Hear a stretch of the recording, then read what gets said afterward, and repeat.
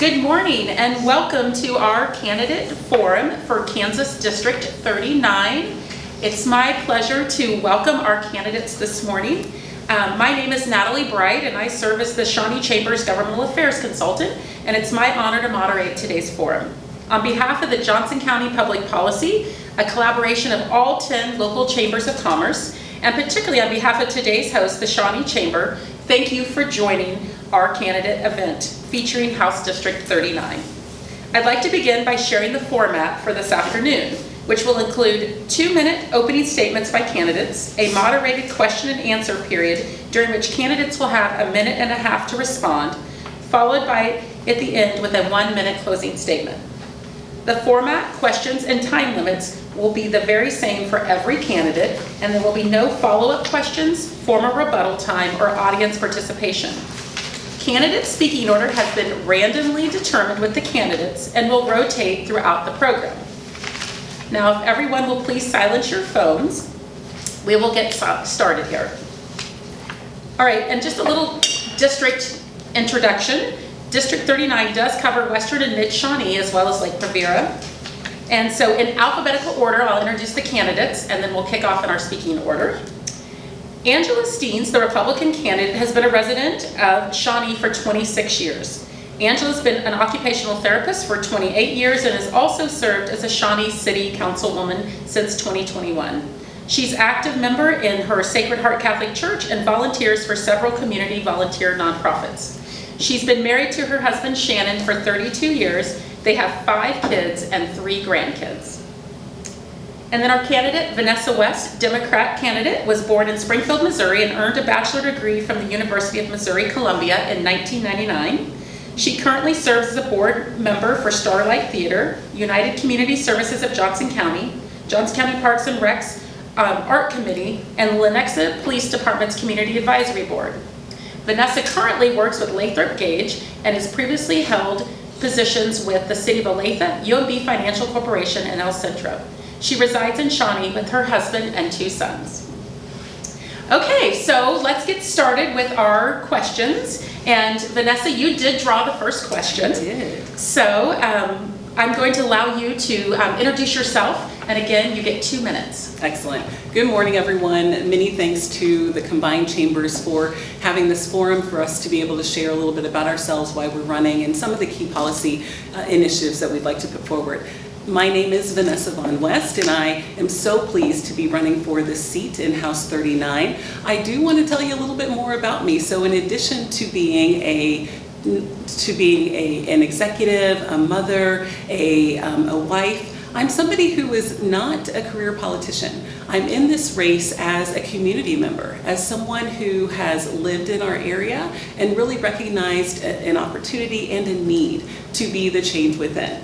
Like many of you, I've had to navigate rising costs. I have 2 kids in the public schools. I am trying to maintain a family on a working salary. And so I really saw some opportunities and some needs for us to have some changes. For many of you, you may not know, but we do have a supermajority in our legislature. That means where one party is really carrying the load, representing more than 2/3 of the representation. Parity is what makes our government stand out.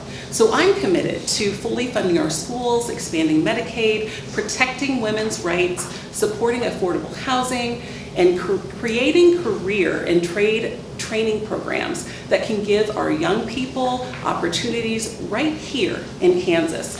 I'm also focused on lowering property taxes and ensuring that seniors and working families like yours and mine can afford their homes. And then, of course, business and economic development are 2 keys that I hope to talk a little bit more about today. So I'm running to be that representative who truly understands and represents you, who is a voice for the people, who can promote collaboration and parity, and really fight to elevate your voices and to make our community a better place. Thank you. All right, Angela, you get 2 minutes to introduce yourself, please. Yes, well, good morning. Thank you, Shawnee Chamber and the Shawnee Civic Center for hosting this morning. My name is Angela Stiens. I'm also running for this district, but currently I am the state representative. I was sworn in to the legislature back in mid-March this year when Owen Donahoe retired from this seat. My husband, Shannon, and I have been married for 32 years. We have lived in Shawnee for 26 years in the same house. We have 5 children who have attended all the area schools, so I am very committed myself to the public schools here as well as the private schools. We have 3 grandchildren whose future I also care very much about. I think I bring a unique skill set because I have local government experience myself, being on the council for the last 3 years. I know this community very well. I represent my constituents every day. I hear everything that's going on out here, especially in the West Shawnee area, and the areas that they're most concerned about being the economy, property taxes, our seniors being taxed out of their homes. They want sound fiscal management, which I have been committed to on the council. We prioritize on spending for our pipes, our police, our fire, and at the state level, of course, our education. I have had many votes to support our infrastructure, and I also care about being in healthcare myself for 28 and a half years, care very much about access to quality and affordable healthcare. So that's very important to me. I can speak to that very clearly. So Shawnee is our home. We love this community. We're very invested in this community. I've also been a member of Sacred Heart for 26 years, and we have a thriving community here, and they've always stepped up for us, and I will never stop stepping up for them. And I hope to earn your vote on November 5th. Great, thank you both. Now we're going to move into the question portion, and again, you get a minute and a half for your answers. And with our rotation, Angela, you get the first question. Get your break, that's good. Take a glass of water. Yes. Okay. Okay, so what are your views on state tax policy, being as specific as you can? Okay. So in Kansas, we have a 7% corporate tax rate. We need to really revisit this pro-growth tax reforms to keep our state competitive economically here in Kansas. Also, we have a $4.5 billion surplus, and Kansas families have struggled financially with high inflation, high food prices, and poor job growth. Tax reform, we need to really look at this and put this money back into our families' wallets. And I think that's very important. I've talked to families who say they've spent, I used this example last time, but a woman who said she spent $3.77 for eggs. I know that. I have a family of 5. I know how rising costs in groceries have really gone through the roof. So I'm glad that we did eliminate the Social Security tax for our seniors, but we really need to fix our broken appraisal system. People, as I mentioned, are being taxed out of their homes. We need a constitutional amendment that we should put to the voters on a 4% appraisal tax. And I have voted 3 times on our council alone to lower our mill levy, which I think is very important because we also have to look at how our counties and our local government can do those things to help our constituents and the people and our residents here in Shawnee. And I want to also say, I read an article yesterday where the governor said she indicated there will be no more property tax cuts, and she wants to look at it. She's very hesitant to sign any additional tax cut measures. And I'd like to just say, my opponent may want to try to differentiate herself from the governor, but the Democrats will always support what Governor Kelly says. Okay, Vanessa, your turn. What are your views on state tax policy, being as specific as you can? Excellent. So my philosophy about taxes is really about fairness and economic growth. So I do support tax policies that provide relief for working families and also seniors and of course renters and community members, such as things like income tax cuts and of course fully supporting that reduction of the Social Security tax as well. I want to advocate for reducing property taxes. I am a person who believes that all conversations are on the table. You know, in order to have productive government, we've got to be able to talk to each other, to be able to compromise, to be able to collaborate. And you know, nothing is off the table until we as legislators get together in a room to discuss it. So let me just say that in advocating for that, particularly I want to talk about our mill levy. This is a statewide tax where we have the opportunity to take that down a few notches. That will impact our local government's ability to be able to lower how our taxes are felt here in Shawnee.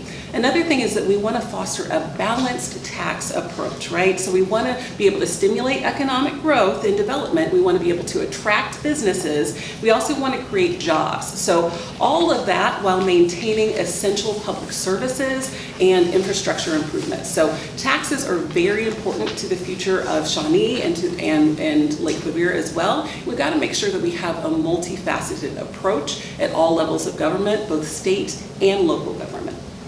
All right, we both touched on property tax and the mill levy, which is a great segue into our second question. And Vanessa, you'll get this question first.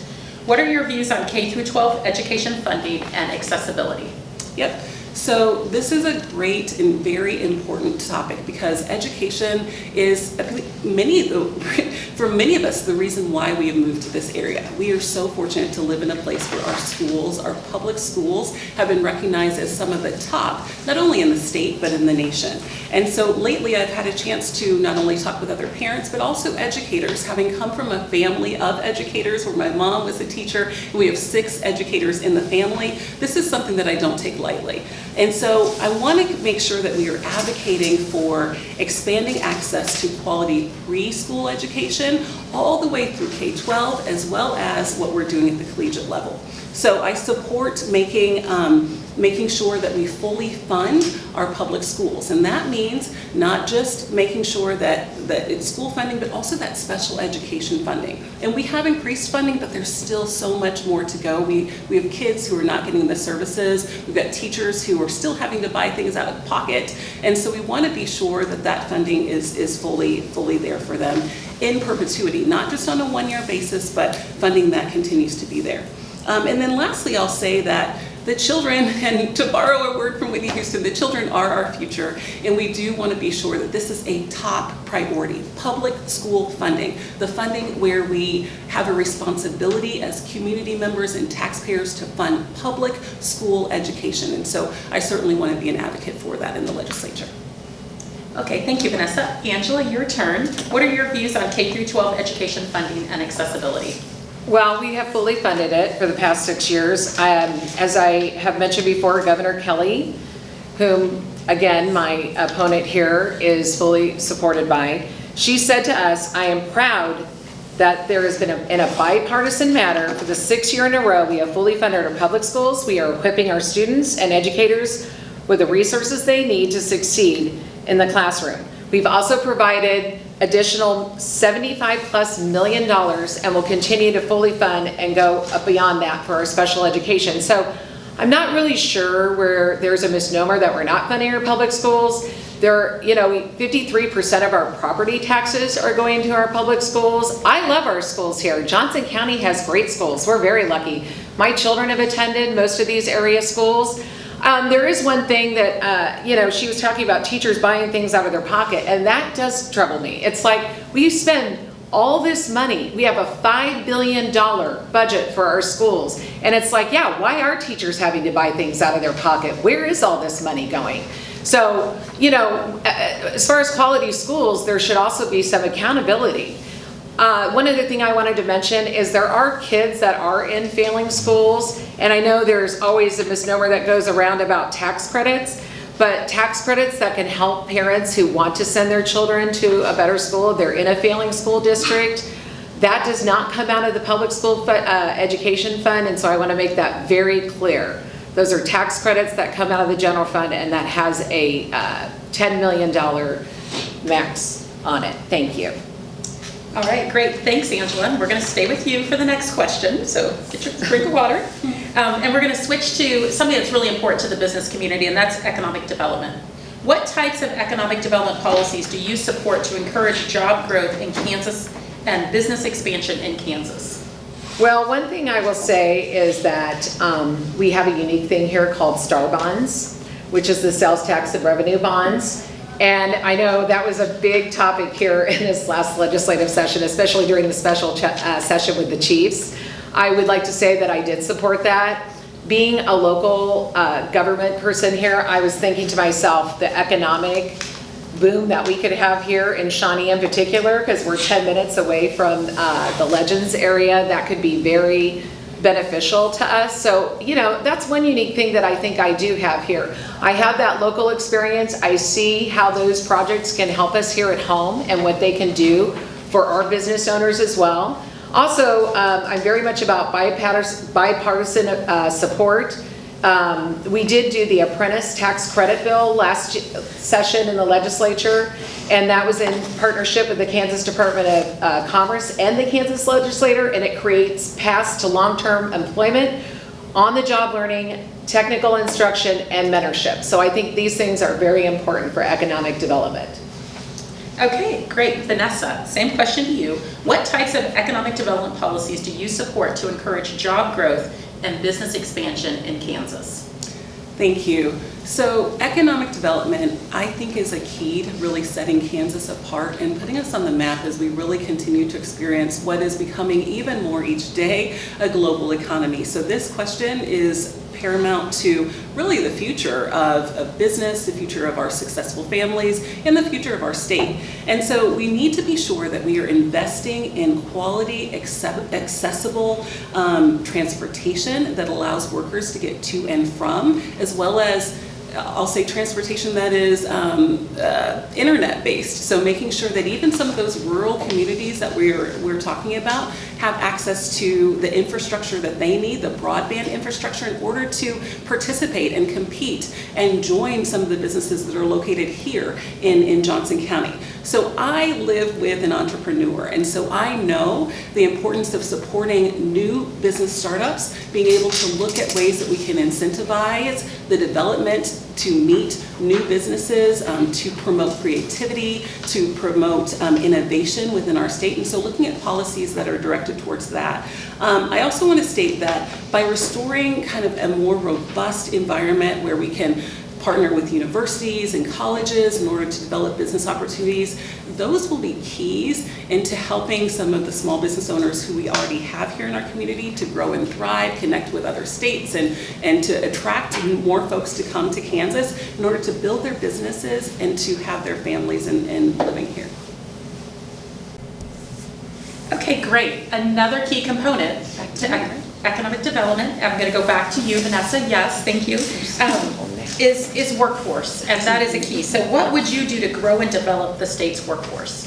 Right, so job creation and job development is very important. We have seen kind of the building of a boom in DeSoto with the Panasonic plant that's going to be coming. And so in order to create and develop job growth, we've got to make sure that we are feeding into our education systems, both public, K-12, preschool, all of those things, to make sure that our homegrown talent, one, wants to stay, and then in order to attract more jobs, we have to make sure that we are creating an inclusive Kansas, one where people want to come because they know that their diverse backgrounds and perspectives will be respected and honored and reflected in the legislature, where they know that their values and views for business will be advocated for by people like me who've been endorsed by both business organizations and others, and then also being at a place where we know that businesses can collaborate with each other. So being able to form those public and private partnerships with local governments and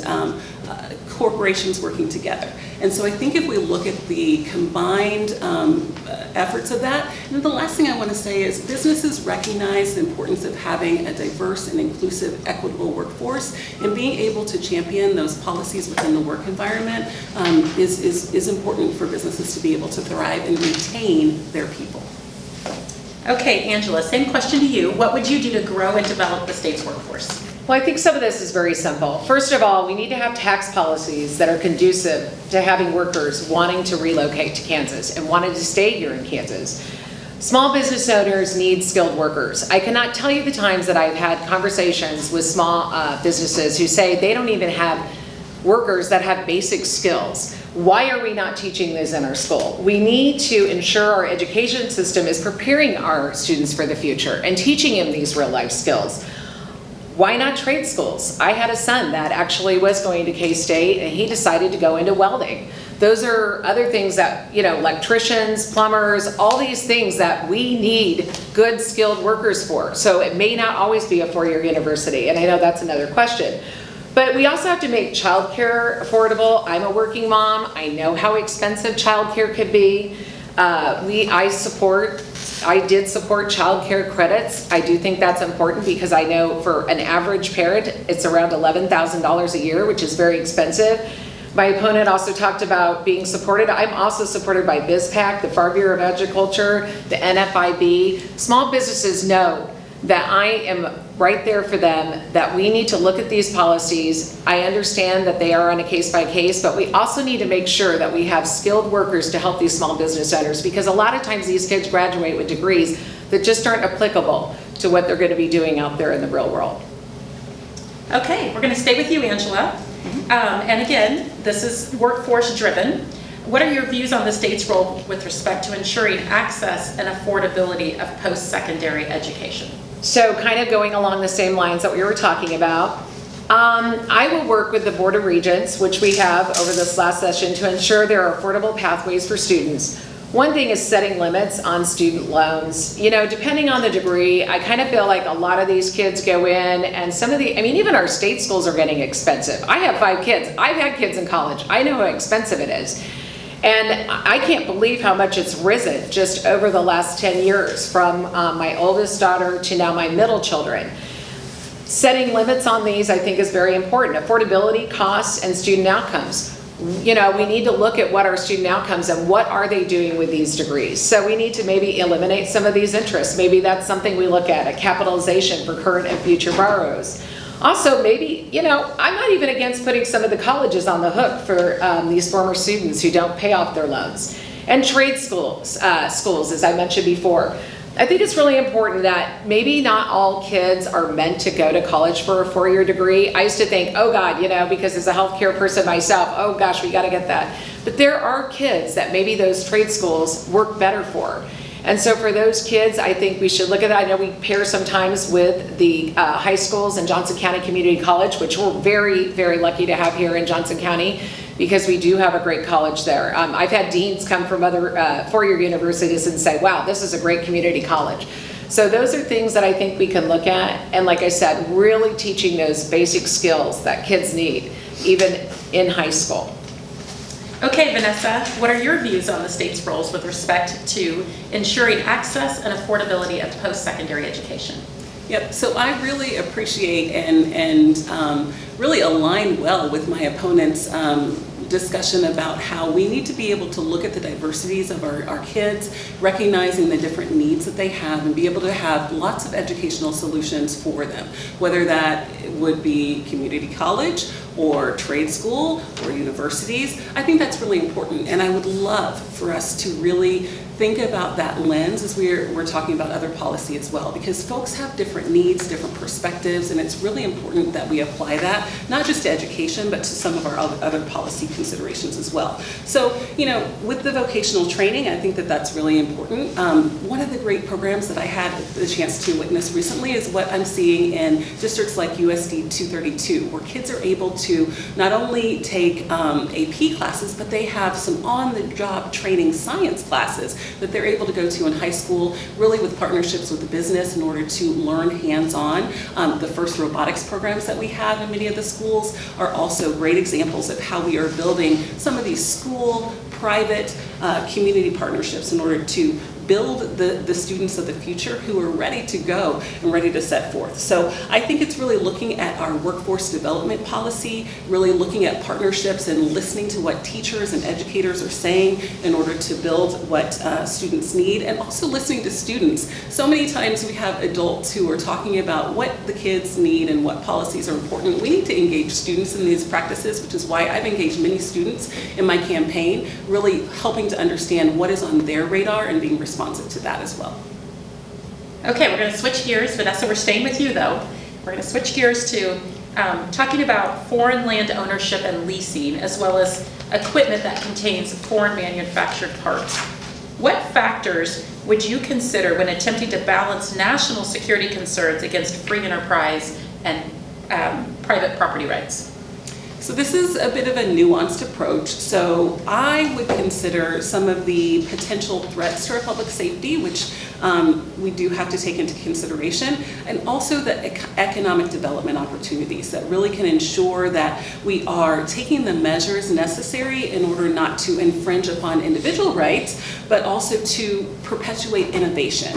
So we would want to collaborate with industry leaders as well as legal experts and security folks who are passionate and knowledgeable about security in order to craft policies that are really designed to not only protect the national and potential political threats to public safety, but also really are sensitive to the need to collaborate globally. A lot of this debate, you've heard me talk about the importance of collaboration.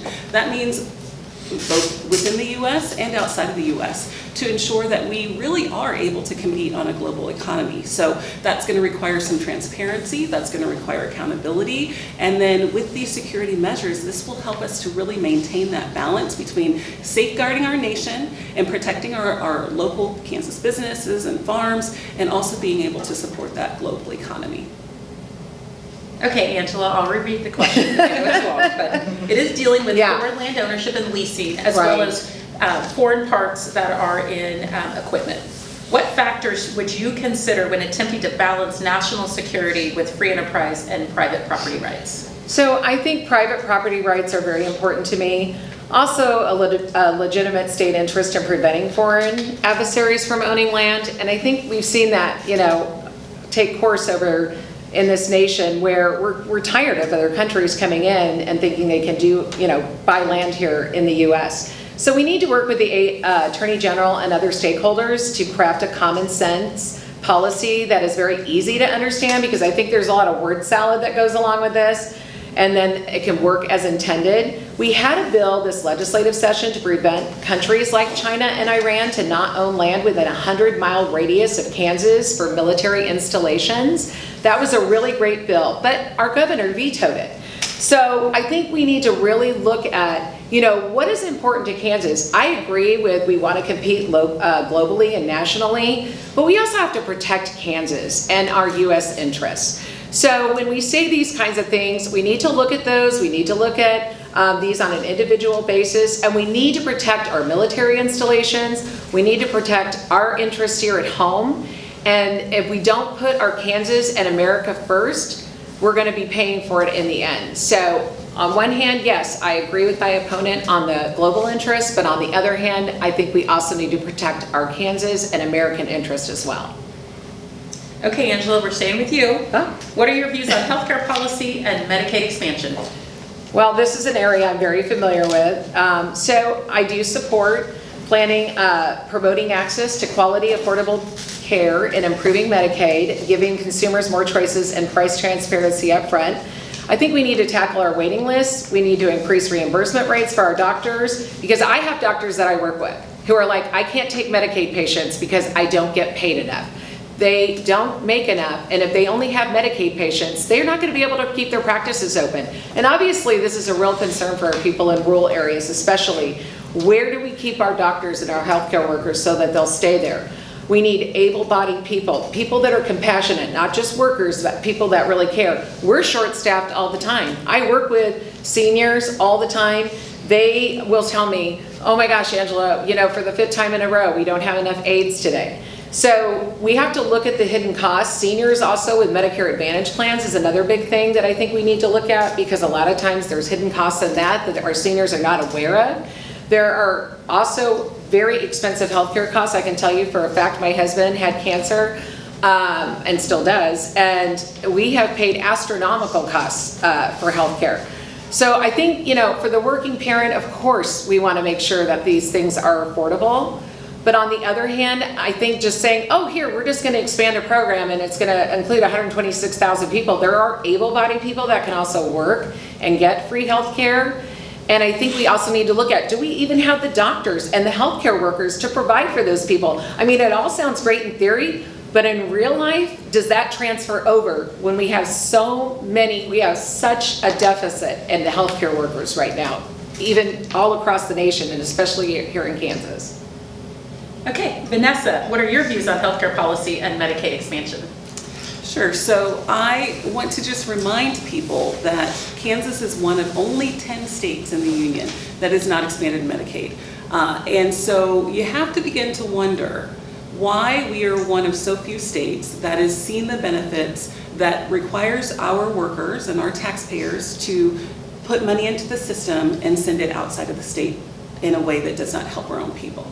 We do need to take care of Kansans first. And when we have not expanded Medicaid, we're not doing that. We are failing people who are caught in the gap, many of whom are military veterans, people with disabilities, who do not qualify for the coverages that they have now, to imply that folks who don't have health care are not working. I think that sends a message of assumption about a certain type of people who might be struggling to fund their health care needs, and I don't think that's fair.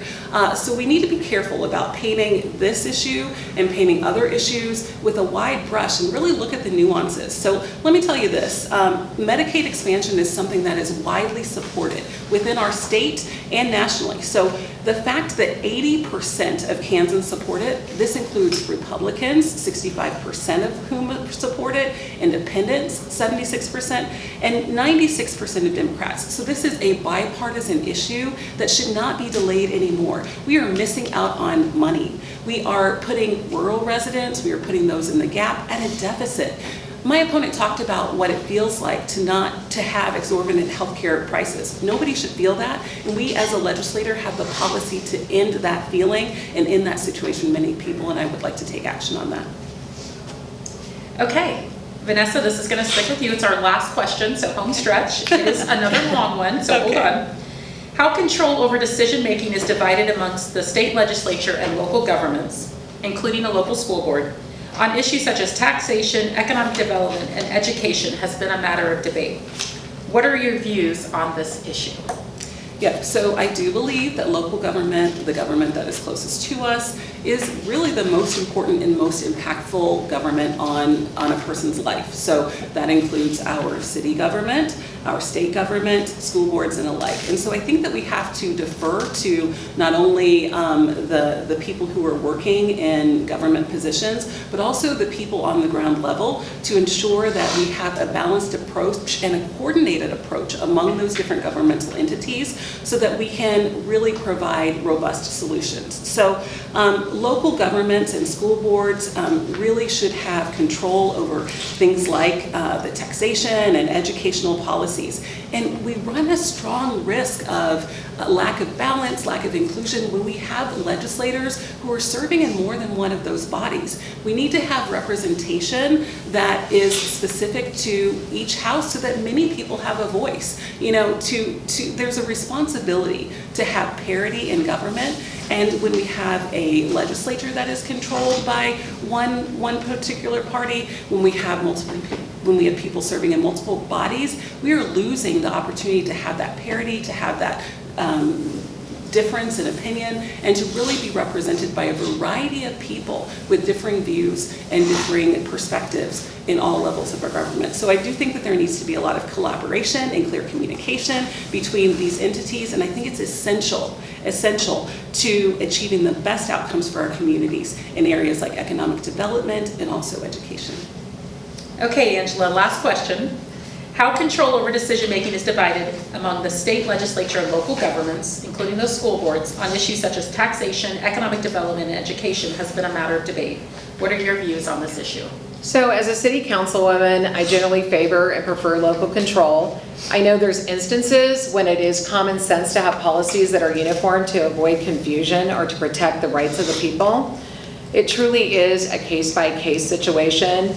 But an example I might use of this is Common Core. Common Core was an experiment that kind of the federal level pushed down on us with the US Department of Education down to the states, and then flooded our state with a bunch of money if we would adopt this. And we've all kind of heard these education policies before. And that's lumping all of our kids together, where kids are individuals. And that was something that I was very much opposed to, because I felt like, why is the US government pushing this down to our state and providing all these federal dollars, and then once again flooding it down to our local level? As a local level, we should have total control over our schools and our school districts. We should not want the government or the state coming in and saying, you're going to do it this way or else. So that is one thing. I support local control of our schools. And we were talking about, with Medicaid earlier, we have to think about these government programs long and hard sometimes because everybody thinks that they sound all great and wonderful and all this money. We, the taxpayers, are also paying for those programs. We pay our local taxes here. We want good schools. We want this control. We want parents and school boards and things like that. Those things are important to us. So we have to remember that although there may be some uniform policies that are okay at the state level on a case-by-case basis, we also want to make sure that we retain local control in many of these instances. All right, congratulations, you made it through the questions. So, yay! Now we're going to move to closing statements. Each candidate will have 1 minute to present closing statements given in reverse order of the opening statements. Please be sure to highlight what distinguishes you most from your opponent. So Angela, we will start with you. So, I've been a resident of Shawnee for 26 years. My husband and I love this community. We are very involved. Obviously, we have 5 children, so we've stayed here for a long time. And I will also continue to represent all my constituents like I have on the city council. I think one thing that we mentioned was, it is good to have an independent thinker, and I would agree with that. I definitely think that I do bring that unique perspective. I don't have necessarily some of the other backgrounds that some of the legislators have. I'm an everyday person. I'm a mom. I've had children here like I mentioned. I've been on the local government. I was elected to that position, so I wasn't appointed to that position. I know firsthand the importance of quality health care, strong neighborhoods, robust public safety, because I've had to deal with that on the city council here and providing for our police and fire. We have a thriving community, and just as this community has stepped up for us, I will never stop fighting for all of them. And I think that's really important to distinguish. I am not a tax and spend Republican like my opponent. I think the Democrats always say that, but they're going to always vote hook and line with the governor. So I think it's important that we do have that balance, which is a good thing that we do have some of the Republicans there to stop and balance what the governor does, so that we can enact policies that are fair for all Kansans. Okay, Vanessa, closing statement. So I've spent my life really fighting for community, whether that has been at the not-for-profit level, working in local government for 5 years at a local municipality, now working in the legal field, and also having worked in banking. And so I find that to be really useful as we think about transferable skills that I plan to bring to the legislature. It means being able to provide an environment of unity, and that's what I'm about in the truest sense of the word. Coming together, community with unity, working across the aisle to build consensus and compromise, not divisiveness or control in alignment with the controlling majority party, a way that my opponent has voted consistently. I'm asking for your support today because I believe that I have the experience, the passion, and the heart. And when I say heart, I'm talking about hard work to solve problems, empathy to understand the needs of all residents, action that brings real change, resilience that I will keep fighting for what's right, and a trust because you know that you deserve a representative who will always have your back. So thank you so much for being here today, and I look forward to earning your vote this election. Thank you both. This concludes our forum for House District 39. Let's thank our candidates for participating in today's program. On behalf of the Shawnee and all Johnson County Chambers of Commerce, thank you for taking advantage of this important opportunity to learn about the candidates. For more information about candidates, videos of candidate forums, and advanced voting details, please visit votejoco.com. And please share this voter resource with your colleagues, family, and friends. Thank you, everyone.